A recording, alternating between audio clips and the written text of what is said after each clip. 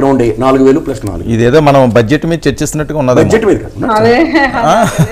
కాదు, మొత్తం డైవర్ట్ అవుతున్నట్టు. డైవర్ట్ ఏం కాదండి.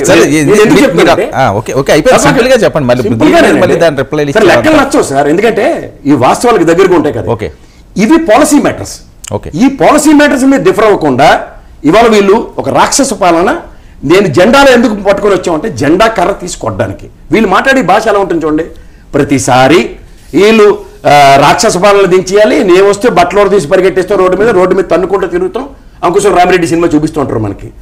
ఇది కాకుండా ఇవాళ మీరు ప్రజాపాలన విషయంలో ప్రజల హృదయాలు గెలుచుకోవడానికి మా దగ్గర ఉన్న ఎగ్జిక్యూషన్ ప్లాన్ ఏదంటే అది తప్పని మాట్లాడతారు.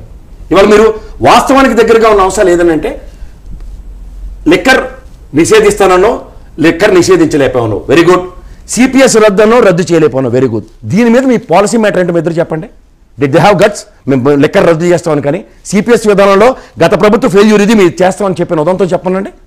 ఇలాంటి విషయాలు ఎక్కడ ఏది మాట్లాడకుండా ఎంతసేపు మేము నా పెళ్ళిళ్ళ గురించి అంటావా, ఈ పెళ్ళిళ్ళ గురించి అంటావా అని ఈ చెత్తా చెదరం మీద మాకెందుకండి.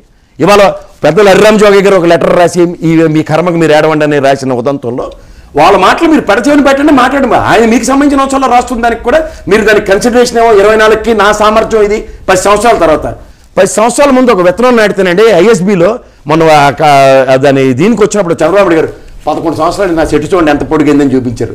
అలాగే 10 సంవత్సరాల పార్టీ ప్రస్థానంలో ఎక్కడేసిన గొంగులు ఎక్కడే ఉండి ఇవాళకి కూడా బిక్కులు ఆడుకుంటూ పక్కవాడు ఓత్తో ముందుకెళ్లే ప్రస్థానంలో 24 స్థానాలకు పరిమితం అవుతూ ఈ 24 స్థానాలకు కూడా జస్టిఫై చేసుకుంటూ, అంటే ఒక విషయం ఉంటుంది చూడండి, స్వయగతం అయితేనే కానీ అవగతం అవుతే దాని యొక్క ప్రస్థానం ఎలా ఉంటుంది అనడానికి ఎన్నాళ్ళ ప్రస్థానంలో మా ఎబిలిటీ 24 అని మీరు మా ప్రజలకు చెప్తూ 24ని కూడా మీరు జస్టిఫై చేస్తున్నాం అన్న దగ్గర అవకాశవాద రాజకీయం అంటే ఏరు దాటిన తర్వాత బోడి మల్లన్న అన్న సిద్ధాంతానికి ఎవరు కనిపెట్టారంటే అది చంద్రబాబు నాయుడు అనే విషయం అందరికీ తెలుసు.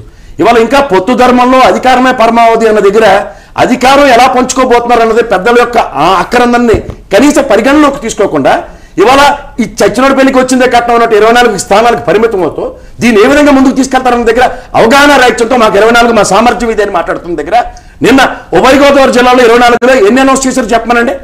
ఇవాళ బల ప్రదర్శన నేపథ్యంలో జనాలను తరలించుకునే దగ్గర ఒక ఎకరానికి కుర్చీలు వేస్తే ఎంత సామర్థ్యం ఉంటుందో అలాంటి 30 ఎకరాల్లో జనసాంద్రత ఎంత ఉంటుందో ఈజీగా క్యాలిక్యులేట్ చేయొచ్చు. దగ్గర 8,000 నుంచి 12,000 మధ్యలో కుర్చీలు ఆర్డర్ ఇచ్చారు, అక్కడ తీసుకొచ్చారు అనేది తెలుసు. గ్రౌండ్ లో వేసిన కుర్చీని ఎంతో లెక్క చెప్పొచ్చు. మిగిలిన జనాలు నిలబడి ఉంటారు లేదా బయట ఉంటారు. ఇప్పుడు ఎంతమంది వచ్చారంటారు? వచ్చి ఉంటారు ఖచ్చితంగా, నాట్ లెస్ దెన్ 30,000-40,000 దగ్గర వచ్చి ఉంటారు. నిన్న 30,000 మంది వచ్చారా? 40,000 మంది. ప్రసాద్ గారు నిన్న 30,000 మంది వచ్చారండి ఆ సభకి.